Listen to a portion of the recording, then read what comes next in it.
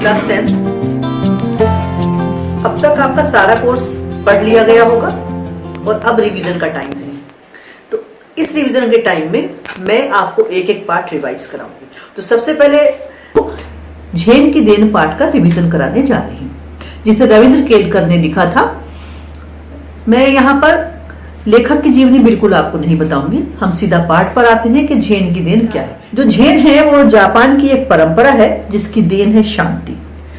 Japan में अपने इस अनुभव को लेखक ने इस शीर्षक में व्यक्त किया है। अब हम सीधा पाठ पर आते हैं। लेखक कहते हैं जापान में अधिकांश लोग जो हैं वो मानसिक रोग से पीड़ित हैं। उसका कारण यह है कि वहां के लोगों के जीवन की रफ्तार बढ़ गई है। वहां कोई आदमी चलता नहीं बल्कि दौड़ता है। इसीलिए वहां के 80% लोग जो हैं वो तनाव में रहते हैं, तनाव वाला जीवन जीते हैं और उससे मुक्ति पाने का नाम ही है झेन परंपरा। लेखक अपने जापान के अनुभव बताता है कि एक शाम को वो टी सेरेमनी में गया, जो एक 6 मंजिला इमारत थी जहां पर एक पवित्र कुटिया बनी हुई थी। इतनी छोटी कुटिया थी जहां पर केवल 3 लोग ही जा सकते थे। जब वो वहां पर गया तो चाय पिलाने वाले चाजीन ने उनका बहुत स्वागत किया। चाय बनाई, चाय पिलाई। चाय पीने से उनके दिमाग की गति धीरे धीरे हल्की पड़ने लगी, यानी कि दिमाग की रफ्तार कम होने लगी। और तब उनको ऐसा लगा कि ना तो अतीत कुछ है और ना भविष्य कुछ है, केवल वर्तमान में ही जीना चाहिए। जापानियों की जो परंपरा है, ये जापानियों को झेन परंपरा की ही ये देन है। तो ये अब इसके मुख्य प्रश्न देखते हैं हम। लेखक के मित्र ने मानसिक रोग के क्या क्या कारण बताए, आप इन कारणों से कहां तक सहमत हैं? तो लेखक ने मानसिक रोग का कारण बताते हुए बताया कि जापान के 80% लोग जो हैं वो मानसिक रोग से पीड़ित हैं। इसका कारण ये है कि उन्होंने अपने जीवन की रफ्तार को बढ़ा लिया है। वहां पर कोई चलता नहीं दौड़ता है, कोई बोलता नहीं बकता है, और जब वो अकेले होते हैं तो अपने आप से ही बातें करने लगते हैं। वो 1 महीने के काम को 1 दिन में पूरा करना चाहते हैं, वो जिससे कि उनका समय बच जाए। उन्होंने दिमाग की स्पीड को बढ़ाने के लिए ऐसी ऐसी कोशिशें कर डाली हैं कि वो उससे टेंशन में आ जाते हैं। लेकिन जब उनका टेंशन बहुत ज्यादा बढ़ जाता है तब वो परेशान हो जाते हैं। तो ये कहना कि मानसिक रोग का कारण क्या है, तो मानसिक रोग का ही ये कारण है, जो कि बिल्कुल ठीक है।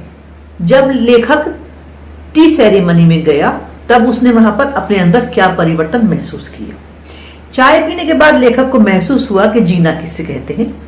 उसके दिमाग की रफ्तार बिल्कुल धीमी पड़ने लगी। उसे लगा कि जो वर्तमान क्षण है वही सत्य है, उसी में हमें जीना चाहिए।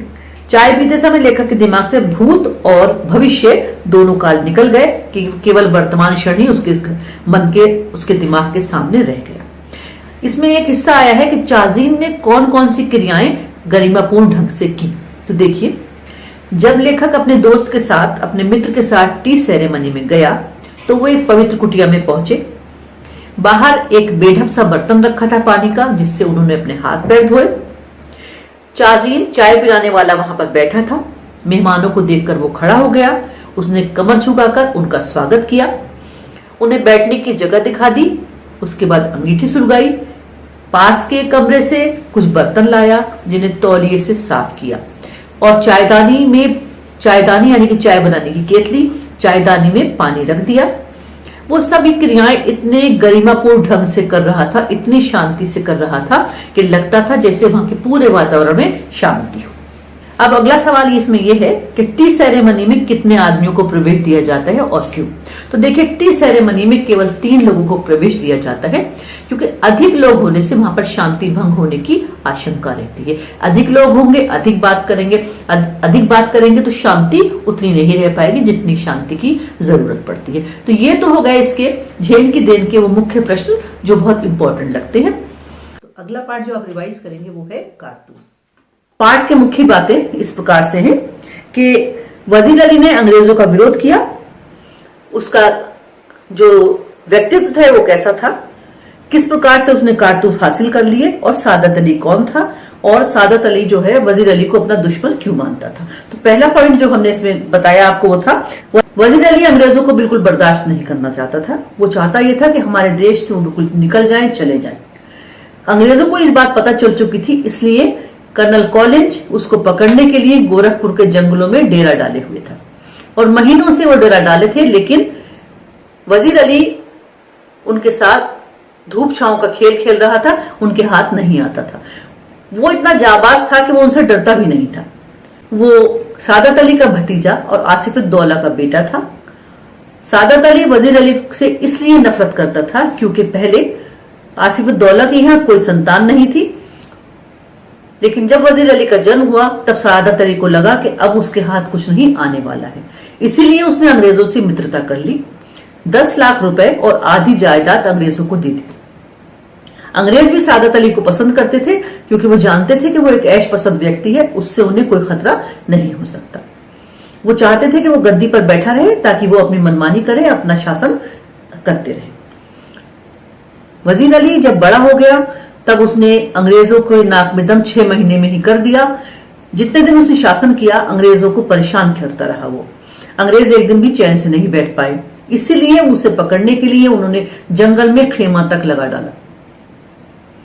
वजीर अली कुछ कम नहीं था, उसका नाम से रॉबिन हुड के कारनामे याद आ जाया करते थे। कर्नल कॉलिंज और लेफ्टिनेंट बात करते हैं, पाठ हमारा यहीं से शुरू होता है।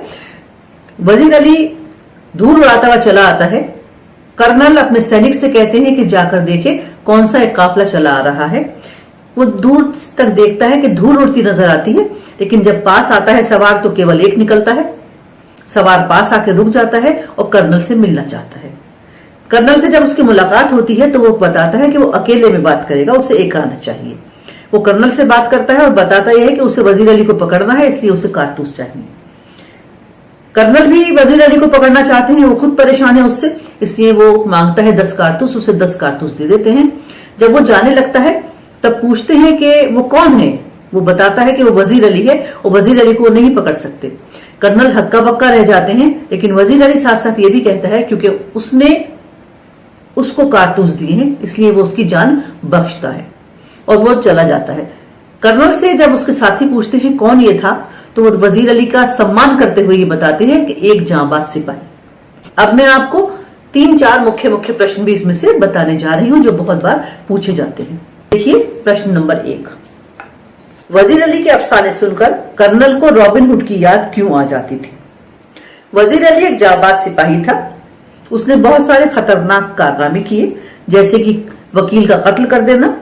उसे अपनी जान की कोई परवाह नहीं थी, वो सदा खतरों से खेलता था। उसकी वीरता के किस्से घर घर सुनाए जाते थे। जिस प्रकार से रॉबिन हुड का नाम ऐसे ही कारनामों के लिए लिया जाता था, इसीलिए कर्नल को वजीर अली के अफसाने सुनकर रॉबिन हुड की याद आ जाती थी। एक प्रश्न ये हो गया। दूसरा देखिए, सवार के जाने के बाद कर्नल क्यों हक्का बक्का रह गया? सवार कोई और नहीं, स्वयं वजीर अली था, जिसको पकड़ने के लिए अंग्रेज सिपाही लंबे समय से खेमा डाले हुए थे। वो ही वजीर अली वहां आया, अपना परिचय दिया और कारतूस हासिल किए और हवा की तरह गायब हो गया। किसी को कुछ सोचने समझने का मौका ही नहीं मिला, इसीलिए कर्नल भी हक्का बक्का रह गया।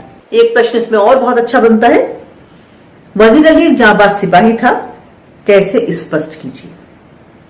वजीर अली एक जाबाज सिपाही था, उसने अंग्रेजों द्वारा दी गई सारी सुविधाओं को ठुकरा दिया। वो चाहे जहां भी रहा, अंग्रेजों को उसने चैन से रहने नहीं दिया। उसको पकड़ने के लिए वो बहुत लंबे समय से जंगल में खेमा लगाए हुए थे, लेकिन वो किसी तरह उनके हाथ नहीं आता था। वो तो खतरों से खेलता था, इसीलिए कर्नल के कैंप में अकेला गया और कारतूस हासिल किए और अपना परिचय दिया और तुरंत लौट भी आया। ये काम कोई साधारण आदमी नहीं कर सकता। इस काम को करने के लिए जांबाजी की आवश्यकता होती है और वजीर अली ऐसा ही जांबाज था। स्पर्श भाग 2 से जो कविताएं आपकी सेकंड टर्म में आने वाली हैं, आइए वीडियो के इस भाग में उनका रिवीजन कर लेते हैं। सबसे पहले मैं आपको कराती हूँ इसमें कर चले हम फिदा का रिवीजन। फिल्म हकीकत का ये गीत है जो हमारी पाठ्यपुस्तक में कविता की तरह से दिया गया है, जिसमें एक वो सिपाही जो देश के ऊपर कुर्बान हो गया है, देश पर बलिदान हो गया है, अपने साथियों से ये उम्मीद करता है कि जिस तरह से वो देश के लिए बलिदान हो रहा है, देश पर निछावर हो रहा है, वो जगह खाली ना होने पाए। दूसरे साथी आकर उस पर फौरन उस जगह पर आ जाए और दुश्मन को धूल चटा दे। वो कहता है अपने साथियों से कि जो ये कुर्बानियों की राह है ये अधूरी नहीं रहनी चाहिए, इसको मिटना नहीं चाहिए। मरते मरते उसके अंदर वो हिम्मत, वो साहस रहा कि उसने दुश्मनों को हरा डाला, दुश्मनों को बिल्कुल अपने देश से निकाल दिया, खदेड़ दिया।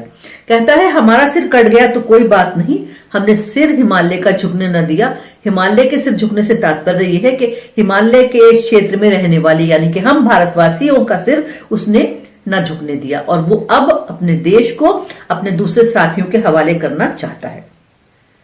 वो कहता है कि हम जीते तो बहुत बहुत दिनों तक हैं, बहुत सालों तक हम जीते हैं, लेकिन मरने का अवसर, देश पर निछावर होने का अवसर किसी किसी के जीवन में कभी कभी ही आया करता है।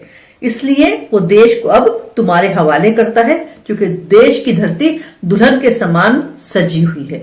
अर्थात देश पर दूसरे लोगों की नजरें हैं, दूसरे लोगों की आंखें लगी हुई हैं, और उनकी नजरों से अपने देश को बचा कर रखना है। वो बहुत खुश है, वो सोचता है कि जो जीवन है वो मौत के साथ गले मिल रहा है, और देश की रक्षा के लिए सभी को सर पर कफन बांधकर तैयार रहना चाहिए। अर्थात देश के बारे में सोचते हुए अपने जीवन का लालच नहीं करना चाहिए। उसका कहना है कि जो देश के ऊपर हाथ बढ़ाए, देश पे कुछ कहे, उसके हाथ को तोड़ देना चाहिए। वो कहता है कि जो कुर्बानियों की राह है कभी भी कमजोर नहीं पड़नी चाहिए, कभी भी सूनी नहीं होनी चाहिए, क्योंकि एक जाए उसकी जगह दूसरा फौरन आ जाए। अपने खून से हमें लकीर खींचनी चाहिए ताकि कोई रावण रूपी दुश्मन हमारे देश की ओर आंख उठाकर भी ना देख सके। तो हमारा जो ये कवि है वो सैनिक के रूप में कहता है कि हम ही राम हैं और हम ही लक्ष्मण हैं, यानी कि हमें अपने देश की रक्षा स्वयं करनी है। तो ये हो गया इस कविता का सारांश। मैंने प्रीवियसली आपको 2 वीडियो दिए हैं इसके, जिसमें एमसीक्यू, क्वेश्चन आंसर और व्याख्या सब मैं आपको बता चुकी हूं। अब मैं आपको इसी वीडियो में इसके मुख्य प्रश्न भी बताने जा रही हूं, इसका लिखित रूप भी आपको मिल जाएगा। वतन को अपने साथियों के हवाले करने वाले कौन लोग हैं? इसका उत्तर है वतन को अपने साथियों के हवाले करने वाले देशभक्त सैनिक हैं, जिन्हें अब आभास हो गया है कि वो अब बहुत दिन जीवित रहने वाले नहीं हैं। उन्हें अपने देश पर अपने प्राणों को निछावर करना ही पड़ेगा। जीवन में मरने के अवसर रोज रोज क्यों नहीं आते? ये प्रश्न नंबर 2 है। जीवन तो एक न एक दिन समाप्त होना ही है। अपने देश पर स्वाभिमान की रक्षा करते हुए मरने के अवसर बार बार नहीं आते। किसी न किसी भाग्यशाली के भाग्य में ही ऐसा क्षण, ऐसा दिन आया करता है। प्रश्न नंबर 3, सैनिक सिर पर कफन क्यों बांध रहा है? सैनिक अपने सिर पर कफन इसलिए बांध रहा है क्योंकि वो देश पर बलिदान होने के लिए, देश पर निछावर होने के लिए मन से तैयार है, फोर्स से नहीं। कहते हैं विजय की जीत का उत्सव मनाने के लिए बलिदान की तो आवश्यकता पड़ती ही पड़ती है। तो ये हो गए इस आपकी कविता के मुख्य प्रश्न उत्तर। अब वीडियो के इस भाग में मैं आपको पर्वत प्रदेश में पावस का सारांश और उसके भी मुख्य प्रश्न बताती हूँ। प्रश्न नंबर 1 है, पर्वत प्रदेश में पावस कविता में पर्वत के किन किन रूपों का चित्रण हुआ है? इस कविता में मेखलाकार पर्वत का अपने ताल में स्थित तालाब में झांककर अपना प्रतिबिंब देखना, झरनों का बहना, पेड़ों का ऊंचा होना, घने बादलों के कारण पर्वतों का लुप्त हो जाना, शाल के वृक्षों का वर्षा के डर से धरती में समा जाना आदि रूपों का चित्रण हुआ है। इसी में प्रश्न नंबर 2, रव शेष रह गए हैं निर्झर का आशय स्पष्ट कीजिए। तो सुनिए ध्यान से, घनी वर्षा के कारण जो झरने हैं वो दिखलाई नहीं पड़ते, लेकिन उनका शोर जरूर सुनाई देता है। तो आशय इस प्रकार है कि केवल उनकी ध्वनि ही अब शेष रह गई है। घनी वर्षा के कारण है टूट पड़ा भू पर अंबर का क्या अर्थ है? उत्तर इसका इस प्रकार से है कि इस पंक्ति का भाव है कि बादल ही ऐसा लगता है जैसे धरती पर आ गए हैं, क्योंकि धरती का दिखाई देना बिल्कुल बंद हो गया है। और कभी को तो ऐसा लगता है जैसे आकाश ही धरती पर टूट पड़ा हो। तो ये इसके कुछ मुख्य प्रश्न हो गए, और अब हम इसका सारांश देखते हैं। कवि कहते हैं कि पर्वतीय क्षेत्रों में जो वर्षा ऋतु है वो हर पल अपना रूप बदलती रहती है। तो जिससे पहाड़ों का जो रूप है वो हर पल बदलता है। पर्वत जो है वो पर्वत के जो ढाल है यानी कि पर्वत का जो बीच का हिस्सा है वो करधनी की तरह सुशोभित होता है और पहाड़ों पर यहां वहां जो फूल खिल जाते हैं कवि को ऐसा लगता है जैसे वो फूल हजारों फूल अपनी आंखें फाड़कर पर्वत को निहारते हो।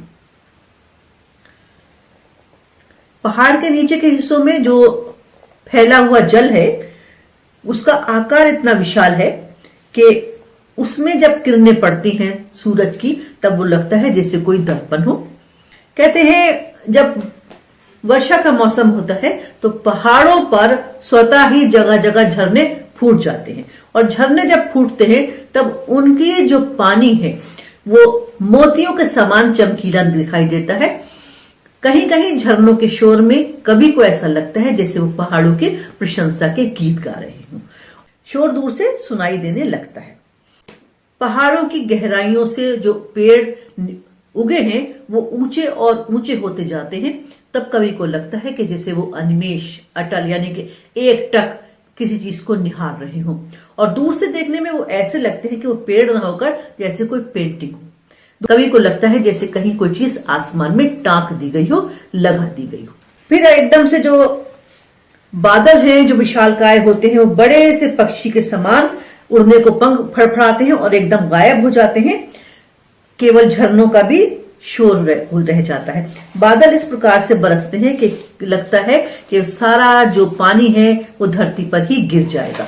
इतना पानी बरसता है कि शाल के ऊंचे ऊंचे वृक्ष जो हैं वो जैसे जमीन में धंस जाते हैं। तालाब पर जब बादल उड़ते हैं तब कवि को लगता है जैसे तालाब में आग लग गई है और चारों तरफ धुआं उठ रहा हो। या एक कल्पना और भी कर सकते हैं कि तेज वर्षा के कारण जब धुंध सी छा जाती है तब कवि को लगता है जैसे धुआं छा गया हो और सारे पेड़ जो कि पहाड़ों की तुलना करने के लिए पहाड़ों की प्रतिस्पर्धा के लिए दिन रात ऊंचे और ऊंचे होते चले जाते हैं वो पानी में जैसे डूब जाते हैं। तो कवि को लगता है जैसे इंद्र देवता बादल रूपी यान में बैठकर इंद्रजाल खेल रहा है। तो ये हो गया इस कविता का सारांश। तो मनुष्यता कविता के रिवीजन में मैं उसका सारांश बताती हूँ आपको और साथ में कुछ मुख्य प्रश्न उत्तर भी बताती हूँ। कवि ने इस कविता में मनुष्यता क्या है, मनुष्य को किस प्रकार जीवन यापन करना चाहिए उसी पर प्रकाश डाला है। तो विचार ये कर लेना चाहिए कि हम जो व्यक्ति हैं वो सदा संसार में जीने वाले नहीं हैं। एक ना एक दिन हमें इस संसार से जाना ही पड़ेगा।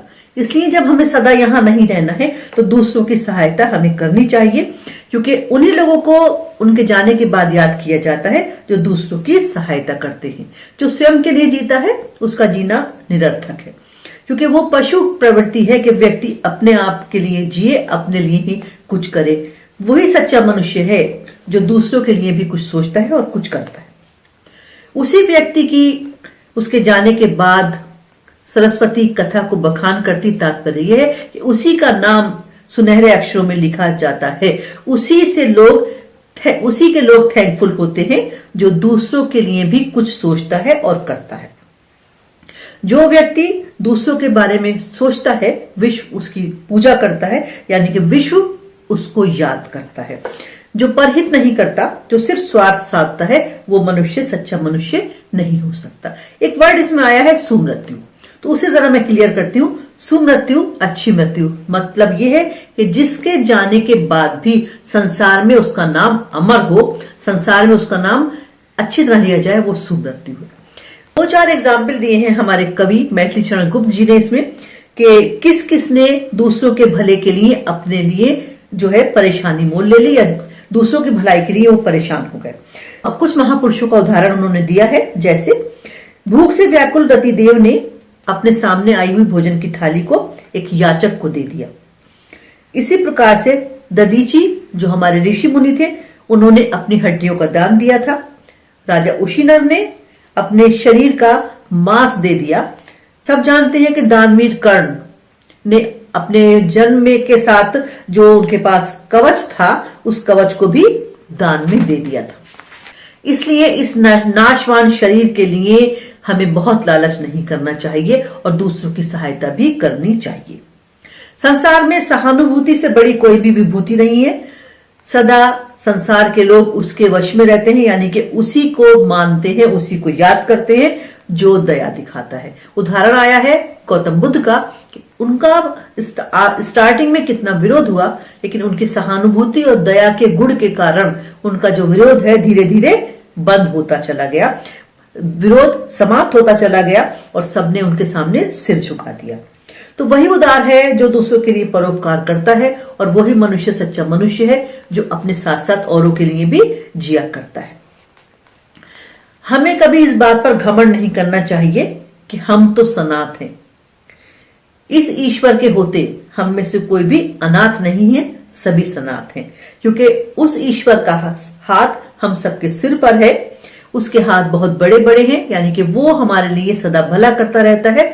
इसलिए वो व्यक्ति बहुत गलत है जो वो सोचता है कि वो दूसरों से अलग है और वो सनाथ है, बाकी अनाथ है, क्योंकि ईश्वर के होते हम में से कोई भी अनाथ नहीं है। आगे कवि ने बताया है कि अनंत आकाश में बहुत सारे भगवान हैं, बहुत सारे हाथ हैं जो हमारी मदद के लिए सदा बढ़ते रहते हैं। हमें जब एक ही ईश्वर ने बनाया है सबको, उसी के हम बनाए हुए हैं, तब हमें ऐसा करना चाहिए कि एक का काम दूसरे के काम की सहायता करे, यानी कि हमें एक दूसरे से दूरी नहीं बनानी है, एक दूसरे की सहायता करके ही इस संसार में जीवन यापन करना है। मनुष्य को अपना भाई मानना है, यही सबसे बड़ी बुद्धिमानी की बात है, क्योंकि हम सबका परम पिता एक है। हम सब अपने कर्मों के हिसाब से उसका फल पाते हैं। हम अच्छे कार्य करें तो हमें स्वर्ग में देवताओं का साथ भी मिल सकता है। ये बहुत ही गलत बात है कि एक व्यक्ति के दुख को दूसरा व्यक्ति दूर करने का प्रयास ना करे, क्योंकि मनुष्य वही है जो मनुष्यों के साथ मनुष्यता का व्यवहार करता है। कहते हैं आगे बढ़ो, आगे बढ़ते चलो, उस बढ़ते हुए मार्ग में खुशी खुशी आगे बढ़ो, और जो विघ्न बाधाएं विपत्तियां आए उन्हें दूर करो। लेकिन एक बात जरूर है कि हमें आपस का जो मेल जोल है उसे समाप्त नहीं होने देना है। हमें भिन्नता नहीं करनी, हमें दूरियां नहीं करनी, हमें सबके साथ मिलकर चलना है। यानी कि हमारे अगर विवाद हैं, हमारे अगर वाद विवाद हैं, तो भी वो भी स्वच्छ और पवित्र होने चाहिए, यानी कि हमारी विचारधाराएं साफ सुथरी होनी चाहिए। एक दूसरे की सफलता के साथ ही अपनी सफलता को भी जोड़ना होगा। वही मनुष्य है जो मनुष्य के लिए अपने प्राणों का बलिदान भी दे देता है। तो पहला प्रश्न, कवि के अनुसार मनुष्य मृत्यु के डर से कैसे छुटकारा पा सकता है?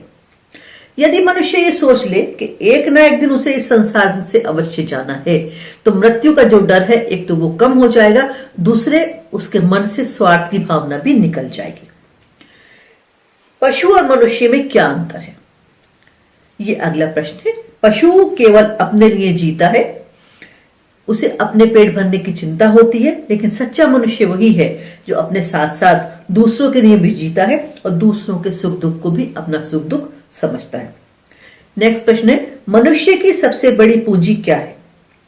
मनुष्य की सबसे बड़ी पूंजी है, सबसे बड़ी विशेषता है उसका गुण, जो गुण है सहानुभूति।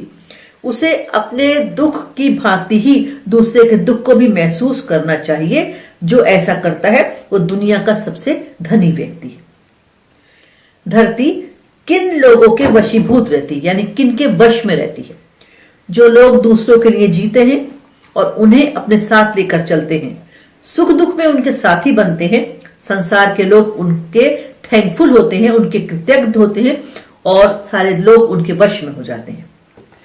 नेक्स्ट इसका है, मनुष्य को किन बातों पर घमंड नहीं करना चाहिए?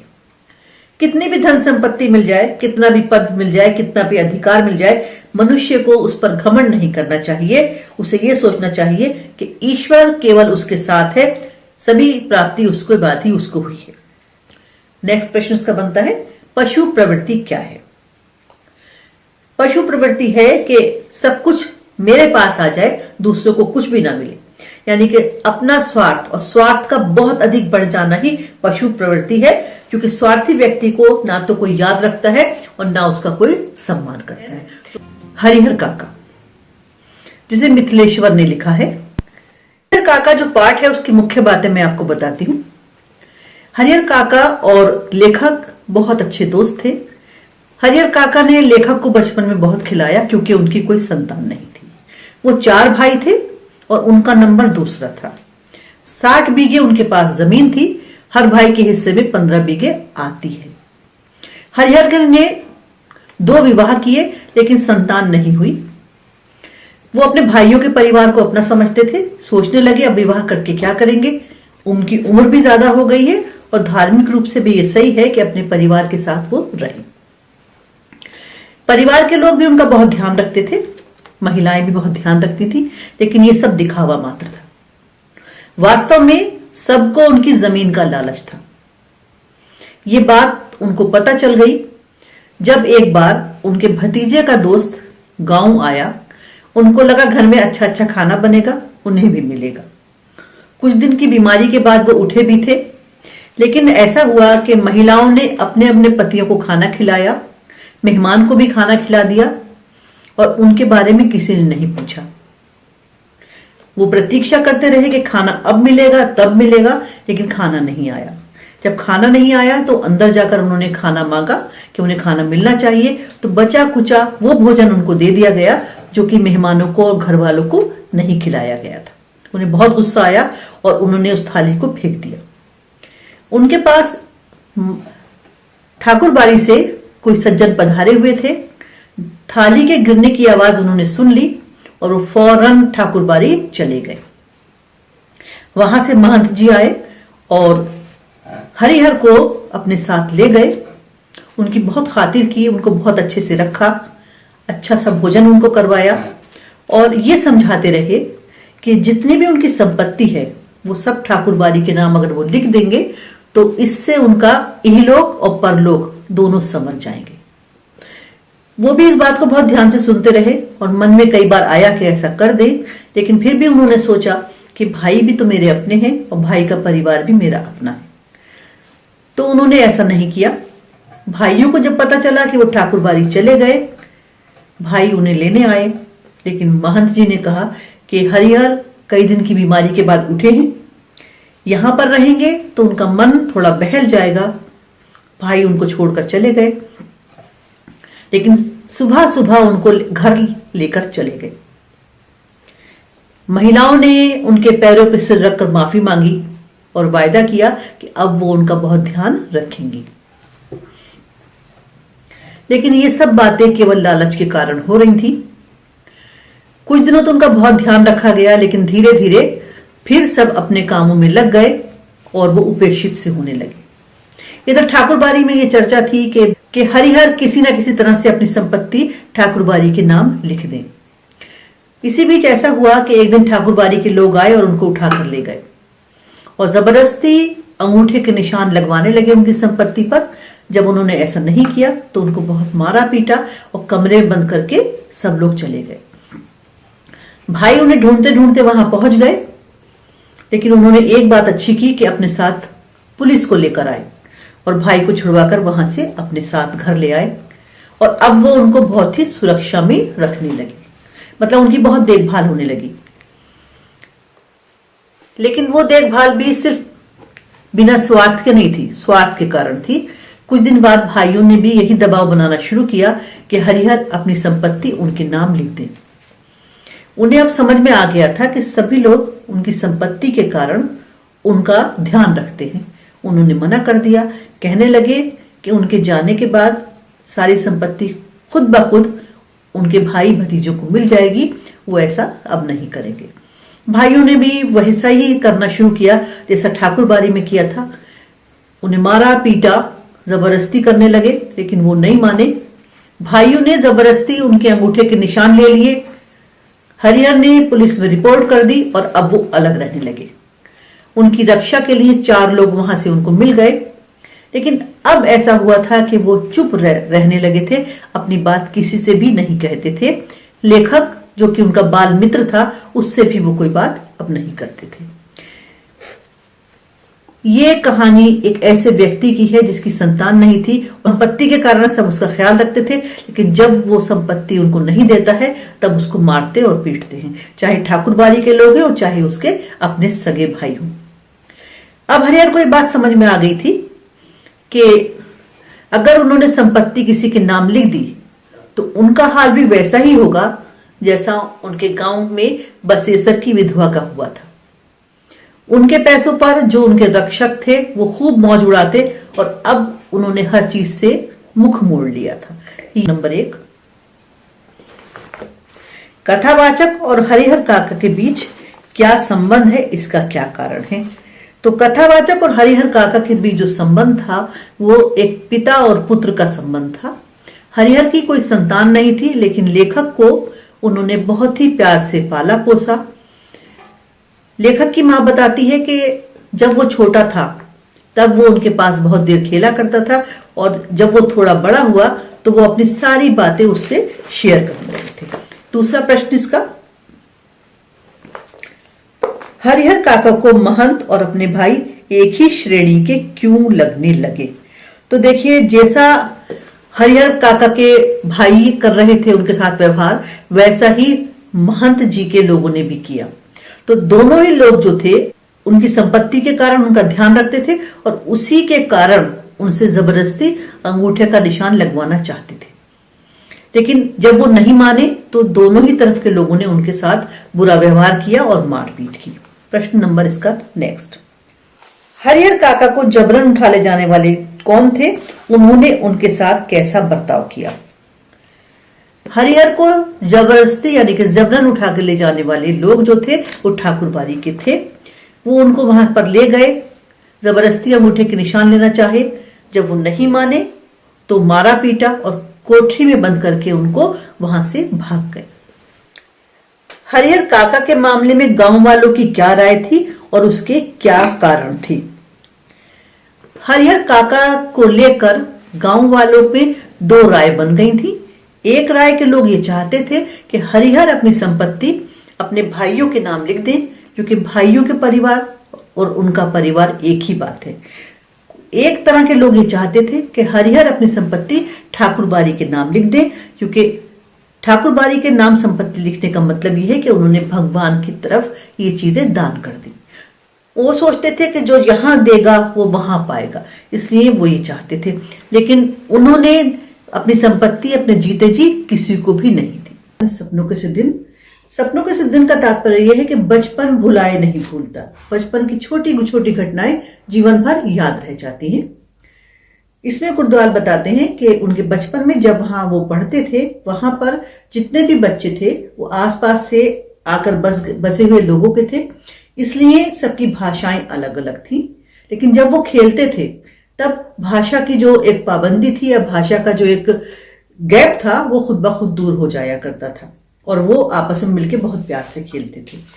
बहुत चोटें लगती थी, चोट लगने के बाद जो घर में माँ बहनें थी वो तसल्ली देने की बजाय और डांटती रपटती थी। इस तरह उनका स्कूल का जीवन शुरू हुआ। वो भी पढ़ने जाने लगे, लेकिन जो दूसरे परिवारों के लोग थे वो बच्चों को पढ़ाने में बहुत ज्यादा इंटरेस्ट नहीं रखते थे। उनका मानना था कि थोड़ा सा पढ़वा देंगे, उसके बाद इसे काम में लगा दिया जाएगा। लेखक भी एक गरीब परिवार से था। उसकी पढ़ाई लिखाई में जिन्होंने बहुत सहायता की वो थे उनके प्रिंसिपल साहब। शर्मा जी ने उनकी बहुत सहायता की। वो अपने मित्र के यहां से पुरानी किताबें लेखक को लाके देते थे और कॉपियां नई उसके लिए आती थी। इस तरह उसकी पढ़ाई लिखाई चलती रही। उसे स्कूल जाना तब अच्छा लगता था जब वो स्काउट की परेड के दिन होते थे। तब उसको लगता था कि वो भी कोई फौजी जवान बन गया है।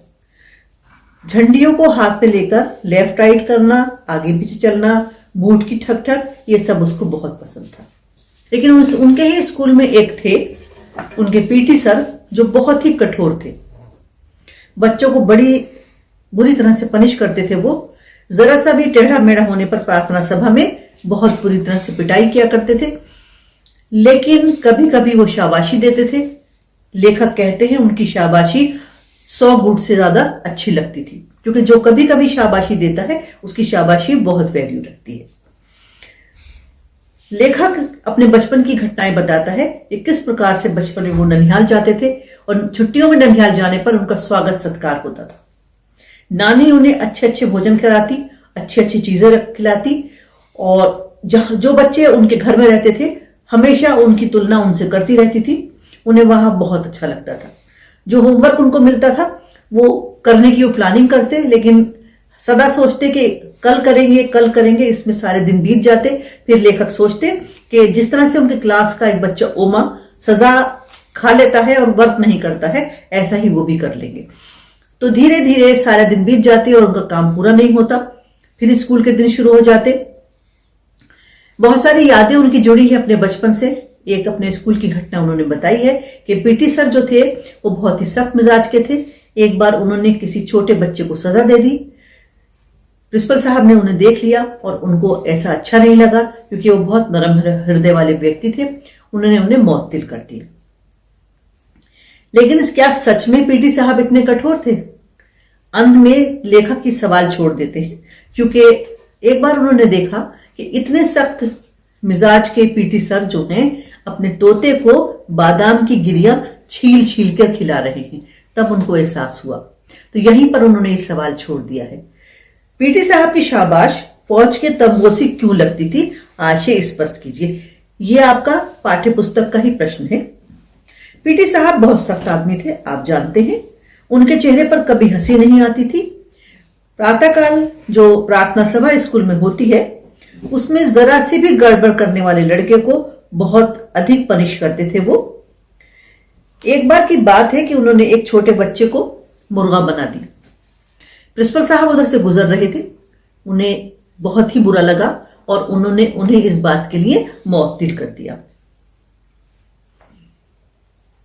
लेकिन वही पीटी साहब जब कभी कभी अपने शिष्यों को शाबाशी दिया करते थे तब उनको ऐसा लगता था जैसे उन्हें कोई बहुत बड़ा इनाम मिल गया। पीटी साहब की गुडविल में लेखक खुद भी आते थे, यानी कि वो पीटी साहब उन्हें भी शाबाशी दिया करते थे। देखिए इसका दूसरा प्रश्न, हेडमास्टर शर्मा जी ने पीटी साहब को मौतिल क्यों कर दिया? अभी तो बताया था मैंने आपको कि छोटे बच्चे को पनिश किया था, इसलिए उन्हें मौतिल कर दिया गया था। लेखक के अनुसार उन्हें स्कूल खुशी से भागे जाने की जगह न लगने पर भी कब और क्यों स्कूल जाना अच्छा लगने लगा। जब स्काउट के दिन होते, उन्हें परेड कराई जाती, उन्हें स्कूल जाना बहुत अच्छा लगता और ऐसा लगता जैसे वो भी कोई फौजी अफसर है।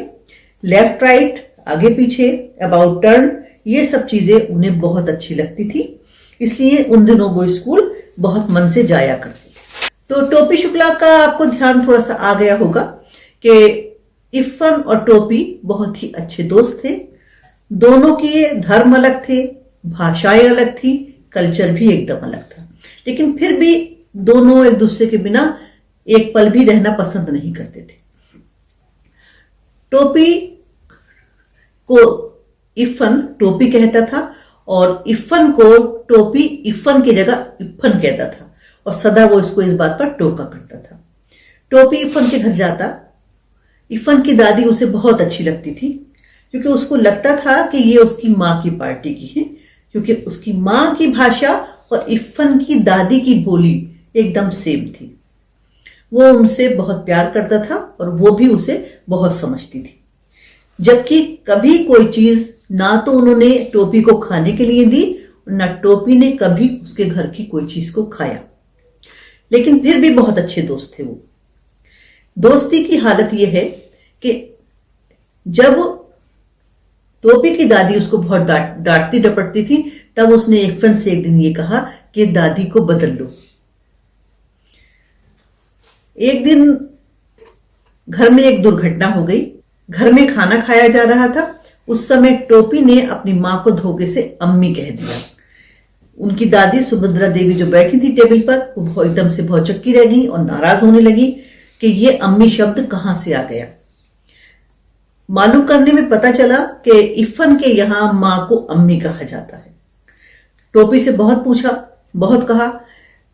सुभद्रा जी जो थी वो टोपी की मां पे बहुत नाराज होने लगी कि वो उसको कुछ सिखाती नहीं है। गुस्से में आकर मां ने टोपी को बहुत पीटा और ये कहती रही कि क्या वो इरफान के घर जाएगा, लेकिन उसको इरफान की दादी और उसका घर इतना पसंद था कि उसने एक बार भी ना नहीं कहा। इसके साथ ही एक बात और हुई कि उसका जो बड़ा भाई मुन्नी बाबू था, उसने ये और कह दिया कि एक दिन उसने उसे नॉनवेज खाते हुए देखा था, जबकि सच्चाई ये है कि मुन्नी बाबू खुद नॉनवेज खा रहे थे। टोपी ने नॉनवेज बिल्कुल नहीं खाया था। उस पर उसकी और पिटाई हो गई। और लेकिन दोस्ती की हालत ये थी कि अगले दिन स्कूल जाने पर टोपी ने पहला काम ये किया, इरफान को पिछली रात की घटना सब बता दी। दोनों ने ज्योग्राफी का क्लास मिस किया। इरफान ने टोपी के लिए केले खरीदे, दोनों दोस्तों ने खाया। उतनी ही देर में इरफान के यहां से सर्वेंट आया जिसने बताया इरफान की दादी इस दुनिया से चल बसी। दोनों रोने लगे। इरफान घर चला गया। शाम होने पर टोपी इरफान के घर आया। सब लोग थे, बस दादी नहीं थी, लेकिन उसको लगा जैसे इस घर में अब कोई उसका अपना नहीं रहा है। सवाल यह है कि एक 72 साल की बूढ़ी औरत और एक 10 साल का बच्चा या 10 साल से भी कम का बच्चा आपस में इतनी अंडरस्टैंडिंग कैसे होगी? तो प्यार जो जिसे करता है, स्नेह करता है, वो और कुछ नहीं समझता। दादी उसे इस तरह से प्यार करती थी जैसे वो इरफान को प्यार करती थी, और वो भी उनको ऐसे समझता था जैसे कि अपनी मां को समझता था, क्योंकि दोनों की भाषा एक थी। दादी के जाने के बाद कहां तो दोनों ये बातें कर रहे थे कि दादी बदल लो, और कहां दादी संसार से चल बसी। भोली बातें बच्चों की। इरफान कहने लगा, मेरी दादी कहती थी कि हर कोई एक दुनिया से एक दिन चला जाता है, तो तुम्हारी दादी भी सदा जीवित नहीं रहेंगी। इसके बाद उनका तबादला इरफान के पापा का मुरादाबाद के लिए हो गया। वो चले गए। उनकी जगह दूसरे ऑफिसर आए जिनके लड़के बहुत बदतमीज थे। टोपी वहां पर गया। उसने सोचा कि शायद उसकी उनसे दोस्ती हो जाएगी, लेकिन बदले में उसको कुत्ते ने काट लिया और इंजेक्शन लगे। ये तो उसको घर के बाहर होता रहा। घर के अंदर भी उसके साथ कोई अच्छा व्यवहार नहीं हुआ। एक ही कक्षा में कई साल फेल हो गया। हर तरफ से ताने पड़ते, उपहास मिलता, नए कपड़े बनने बंद हो गए उसके। भाई के उतरे हुए कपड़े उसको मिलने लगे। अब वो बेचारा क्या करता? घर की एक नौकरानी थी, वो उसकी ही शरण में चला गया। वो उसे बहुत प्यार से रखने लगी। धीरे धीरे उसने किसी न किसी तरह हाई स्कूल पास किया। कक्षा में वो पास हुआ, और इस कहानी का यहीं पर अंत हो गया, जब उसने ये सोचा कि अब वो किसी ऐसे बच्चे से दोस्ती नहीं करेगा जिसके फादर का ट्रांसफर होने वाला हो। तो इसी के कुछ हम महत्वपूर्ण प्रश्न भी देख लेते हैं। देखिए, कुछ हिस्सा मैंने आपको इस समरी में नहीं बताया, वो हिस्सा मैं आपको इन प्रश्नों में कवर करूंगी। इरफान की दादी अपने पीहर क्यों जाना चाहती थी? इरफान की दादी एक जमींदार की बेटी थी जिनके यहाँ खाने पीने की, दूध दही की कोई भी कमी नहीं थी, लेकिन इत्तेफाक से या बाई चांस उनका विवाह एक ऐसे परिवार में हो गया जो मौलवियों का परिवार था। मौलवियों के परिवार से हमारा मतलब यह है कि जहां पर हर चीज पर पाबंदी सी रहती है, लिमिट में सब काम किया जाता है। तो इसलिए जब भी मौका मिलता था वो अपने पीहर जाने के प्रयास में रहती थी, क्योंकि वहां जाकर उनको बहुत खुशी मिलती थी। नेक्स्ट प्रश्न, अम्मी शब्द पर टोपी के घर वालों की क्या प्रतिक्रिया हुई? अम्मी शब्द सुनते ही सारा घर सख्ते में आ गया, हैरान रह गया कि हमारे घर में ये अम्मी शब्द कहां से आया। और जब उनको पता चला कि उसकी दोस्ती किसी मुस्लिम लड़के इरफान से है, तब तो सबको बहुत ही गुस्सा आया, और उसकी दादी तो उसकी मां को बहुत ज्यादा डांटने लगी, क्योंकि उनको ये लगने लगा कि शायद उन्हीं की सारी गलती है कि अम्मी शब्द इस घर में आ गया।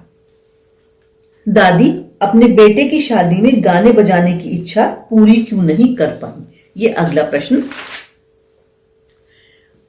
दादी एक जमींदार परिवार की लड़की थी, जहां पर खाने पीने की सुविधा के साथ साथ गाना बजाना, मनोरंजन, सभी चीजों का प्रबंध रहता था। लेकिन उनका विवाह एक मौलवियों के परिवार में हुआ, जहां पर इन सब चीजों पर, यानी गाने बजाने पर, मनोरंजन के साधनों पर पाबंदी होती है। तो वो अपना मन मारकर यहां पर रह जाती थी। इरफान के पिता के विवाह में वो अपनी इच्छा पूरी नहीं कर पाई, लेकिन इरफान के जन्म पर उन्होंने अपनी इस इच्छा को अवश्य पूरा कर लिया था। नेक्स्ट प्रश्न, पूरे घर में इरफान को अपनी दादी से ही विशेष स्नेह क्यों था? इरफान के घर में बहुत सारे लोग थे, उनकी अम्मी, उनके अब्बू, नुजहत, उनकी छोटी बहन, कई सारे लोग थे, छोटा भाई। लेकिन उसे सबसे प्यारी दादी इसलिए लगती थी, एक तो वो उसको बहुत तरह की कहानियां सुनाती थी, दूसरे कभी उसका मन नहीं दुखाती थी, जबकि उनकी अम्मी उनसे डांट दिया करती थी। पिता जो तो उनके थे, वो बिना किसी बात को सुने न्यायालय की तरह फैसला दे दिया करते थे। उनकी छोटी बहन उनकी किताबों से जहाज बनाकर उड़ा देती थी और उनकी बाजी भी कभी कभी उसे डांट दिया करती थी, क्योंकि दादी ही सबसे ज्यादा उसका ख्याल करती थी, इसलिए सबसे ज्यादा उसे अपने घर में दादी ही पसंद थी। तो ये हो गए टोपी शुक्ला पाठ के महत्वपूर्ण और अच्छे से प्रश्न, जो बच्चों को पढ़ने में अच्छे भी लगते हैं। इस तरह से बच्चों, इस वीडियो में हो गया ये संचयन के तीनों पाठों का रिवीजन। ये रिवीजन मैं आपको एग्जाम के कारण से दे रही हूँ। अभी तक आपने सब कुछ वैसे याद कर लिया होगा, जो याद ना किया हो उसको याद कीजिएगा और सारे वीडियो बहुत ध्यान से देखिएगा। Thank you.